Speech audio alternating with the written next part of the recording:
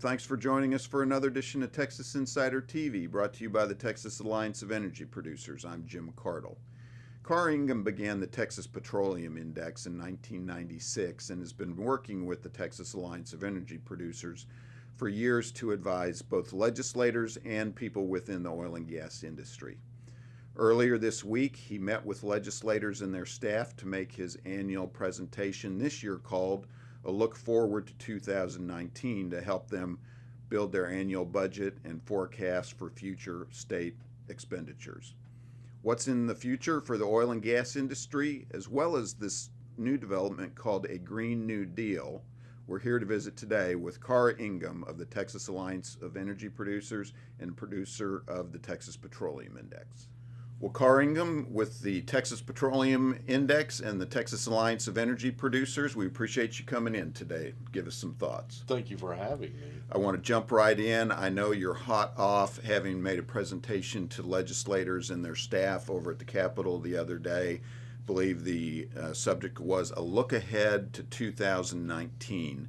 They're starting their budgetary construction, looking at what's happening, of course, in the oil and gas industry. Tell us a little bit about what you shared with them over there the other day. Well, I think everybody has a general sense that the oil and gas business has historically been and remains a very important part of the statewide economy. So this actually began in terms of this process last October when the comptroller put together for the second time what he refers to as Comptroller's Economic Roundtable, which is just a group of economists that have state level expertise in one thing or another, and then national level expertise in terms of the general condition of the national and then global economies. There were two oil and gas guys in the room. One was the chief economist, chief North American economist for BP, and the other one was the chief economist for the Texas Alliance of Energy Producers. Good work. The reason for this little confab, is smart to do. It's very smart to do it, because this is in advance of the creation of the biennial revenue estimate, in which the comptroller tells the legislature how much money it's going to have to spend and work within their budget. So that process actually began at that time. And so this presentation at the Capitol was kind of a recap of 2018, what that looked like moving into 2019, and then kind of the outlook for 2019, and just kind of an update on what those numbers look like now in terms of where the industry has been and where it's headed cyclically right now, where we are in terms of pricing and what that means for activity levels and employment and state taxes and all of these things. And then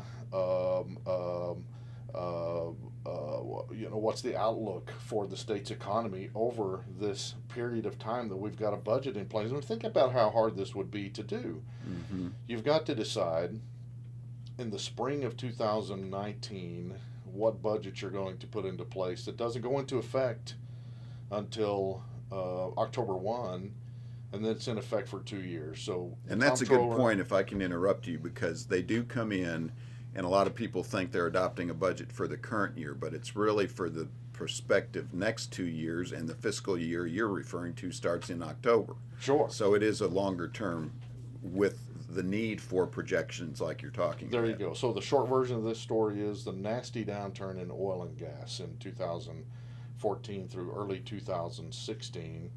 Actually, that's when prices declined. The downturn in the industry lasted until late in 2016, very nearly took the state's economy into recession. This is how important the oil and gas business is to the state, and the comptroller and the legislature trying to make sure they've got a grip to the best degree possible on what that industry looks like now and at least 3 years into the future. Well, none of us can look quite that far ahead, but it's wise for them to keep a grip on the ready information that's out there, and it was just a piece of that puzzle. So let's talk about some of the Texas numbers and take advantage of your knowledge and wisdom and experience there. You referred to a downturn back in 14 and 2016, I believe, but we had a little downturn, I believe, the last couple months of 2018. Yes. Talk about that some. And again, I should explain, to most folks, we think about gas prices as what we see at the pump, which are now at low levels. The prices you're talking about are in the oil field before it gets to the gas station. That's exactly right. The price of a barrel of crude oil on a given day or in a given month, and then natural gas as well, of course. But it's crude oil we're talking about primarily.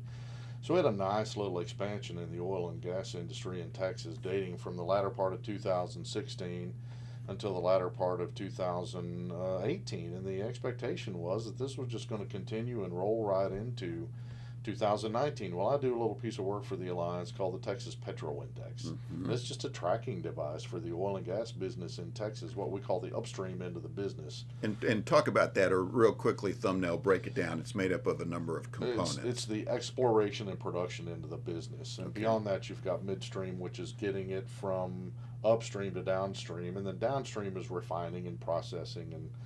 And the components of this index are what you would come up with if you were putting an index like this together. Prices for crude oil and natural gas paid to producers, the statewide rig count, the number of drilling permits issued in a month, the number of oil and gas well completions in Texas in a month, the estimated, just the sheer estimated volume and value of crude oil and natural gas production in Texas, and then unimportantly, of course, the number of people that are at work in that business. Those are the components of the Petro Index. Wow. Well, at year-end 2018, the Petro Index declined after sort of peaking cyclically in October, declined in both November and December. Well, this was unexpected. Okay. Crude oil prices kind of tanked from Really? October through year-end, lost somewhere between 30 and 40%. It was a surprise. I think I know the reasons for it, and I think we're about to work past that. There's still some other concerns out there, but this was sort of a temporary geopolitical little bizarre thing that happened. And the market's sort of working its way through that now. Geopolitical, meaning OPEC, Middle East type issues that we'll talk about on another day. We'll talk about those on another day. Okay. But the short version of that story is that Trump sort of duped the Saudis into pushing up their production and exports to counter what we were going to lose from an Iranian ban that really didn't play out that way. Gotcha. So we'll sort of have this temporary little oversupply thing. Okay. So that's working its way out of the market. The Petro Index just did something that's never done before. Went down for 2 months and then went back up again. In other words, for the first time ever, even a 1 month decline in the Petro Index is not going to signal the onset of a lengthy contraction in the oil and gas business. So this is a very good news for Texas, and it's a very good news for the legislature. So the index is generally continuing to increase. Appreciate you sharing what it's made up of. How about breaking down, though, some of the oil and gas industry just in general? The legislature's starting. I know the Texas Alliance of Energy Producers is made up of a wide range of companies within the oil and gas sector. Talk about some of the raw numbers that we generally, or most folks hear on the news as Texas is fueling the world, so to speak. Give us some perspective on what that means with numbers. That story is really the story of the day. Interestingly, the rig count, the number of people at work in the business, the number of drilling permits issued, none of those numbers are as high as they were back in 2014 during that really lofty time. What is production itself? For a reason. Production itself. Mm-hmm. In 2018, the great state of Texas shattered every prior production record. Really? And by February or March of 2018, daily production in Texas surpassed its 1972 record. Annual production in 2018 just blew apart the 1972 annual production record. And again, you're an economist, so you don't use words like shattered and blew out lightly, correct? No, I mean, we did it, and we didn't do it by just a little bit. Okay, wow. For the year as a whole, in other words, Texas' annual production as a share of U.S. national production was fully 40%. About 15 years ago, that number was 20%. 40% that Texas contributed to U.S. national production. Daily production at the end of the year was about 42%. And it'll probably be 45% by the end of 2019. These are just massive numbers. One state on the cusp, and it'll be a while before this happens, of producing 50% of the nation's crude oil output. Well, listen, we're not the only crude oil producing state. By far, there are another 30-something of them out there. Okay. But we really flexed our muscle in 2018. Which And begs the question I have to ask then. I guess it's due to fracking, correct? there's no doubt about this. Yeah. These production techniques that the industry has employed and perfected, beginning with the natural gas world in the Barnett Shale in the early decade of the 2000s, where these techniques were employed to crack open natural gas production, then were transferred over to crude oil, and that is exactly what's brought all of this about. And the Permian, which of course was a massive producing region anyway, when you start turning loose hydraulic fracturing and horizontal drilling in the Permian, then you get this extraordinary outcome that we have now. And that's what's really driving all this, of course, at the state level of Texas. But just consider this, just as a matter of context. Okay. You ever heard the word Ghawar? Ghawar. It's an oil field in Saudi Arabia. Okay. Generally thought and known to be the biggest oil field on the planet. Okay. If we keep this up, it won't be the biggest oil field on the planet. The Really? Permian Basin of Texas will be the biggest oil field on the planet. It's catching it. And as long as market circumstances remain generally favorable, that'll probably happen sometime in the foreseeable future. Not this year, not next year, but we're catching it. So God bless Texas. God bless Texas. I guess I would ask you to explain in layman's terms a little bit, because you mentioned a second ago that the actual drilling rig count and the permitting through the Railroad Commission, I guess, was down. But that's because they're able to essentially go different directions with hydraulic fracking and get what amounts to more than one well out of the initial spud. That's exactly right. I mean, Correct. listen, Talk I'm not about that. I'm not a technical guy either. I'm not a geologist. I'm not an engineer. I'm not any of that stuff. But I do know this. Not so long ago, it used to be that one rig parked on a piece of land meant that one hole was drilled and one well was completed right there. Well, now one rig parked on one piece of land means without moving, you go down and you go down vertically and then horizontally, and then you do it again. You complete 10 wells In without some ever cases, moving that rig. In some cases, at close to 90-degree angles almost. Oh, that's right? exactly right. I mean, the things amazing. that they are able to do are just extraordinary. Now, these sort of stand out to me because this is what I'm paying attention to, but you know this as well as I do. This is what all industries strive to do over time, become more effective and more efficient in their production and to produce more with fewer resources employed and at a lower cost. The oil and gas industry, in the state of Texas in particular, has just done a spectacular job of this. It is to the great benefit of the state of Texas economically and in terms of the taxes paid. But beyond that, it's of almost unfathomable benefit to the consumer economy out there. I've said it before. I think I said it here, but I'll say it again. What we've done in recent history is set up the United States of America with a long-term, abundant, affordable supply of energy, both crude oil and natural gas, for literally decades to come. If we don't screw it up, and we can, there's some out there who want to do it, and you've seen it lately. If we don't screw it up, that's where we are.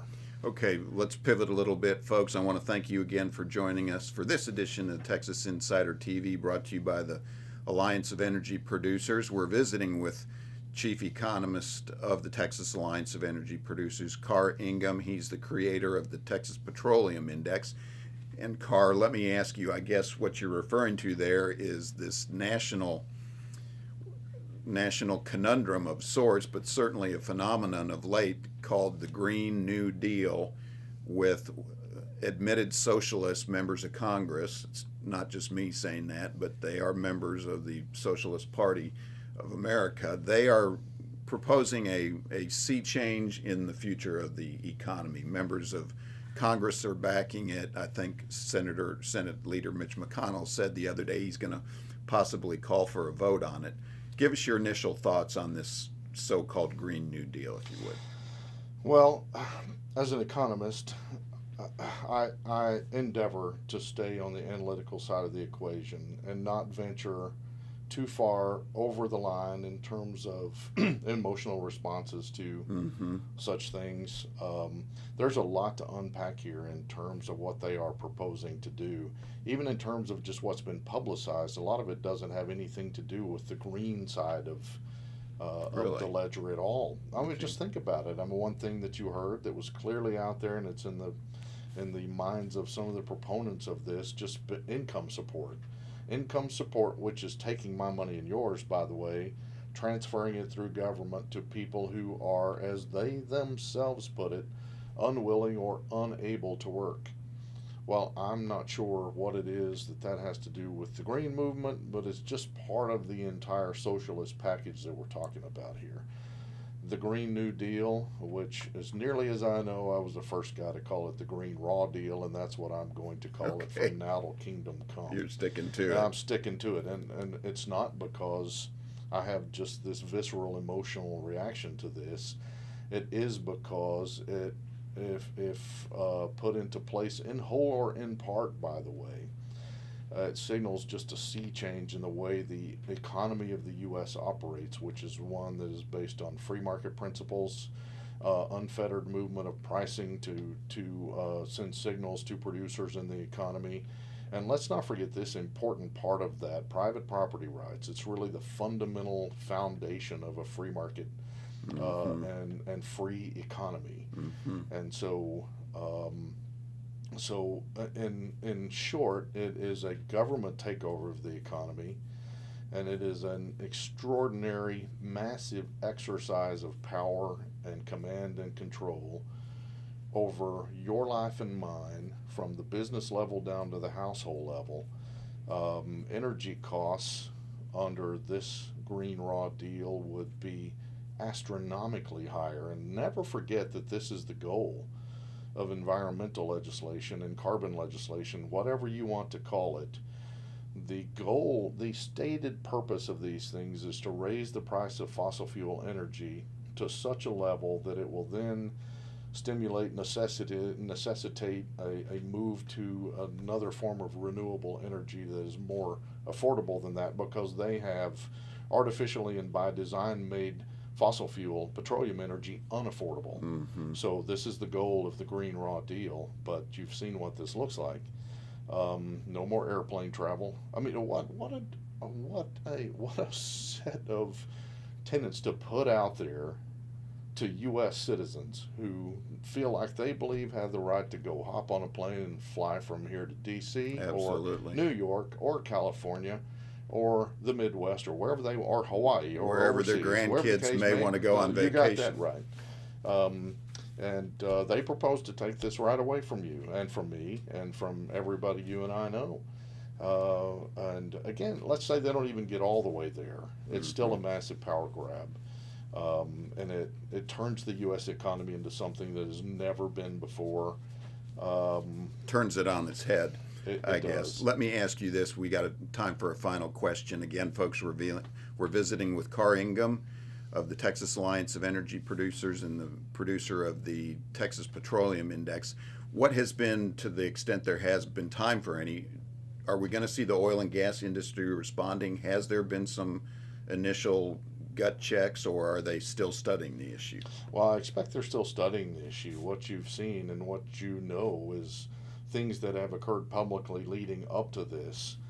There are some very large players in the oil and gas business who have given a little ground, frankly, on the climate change issue and potentially the necessity for some sort of carbon legislation that purports to kind of arrest carbon emissions and things of this nature for the benefit of the environment and the country and the economy and so on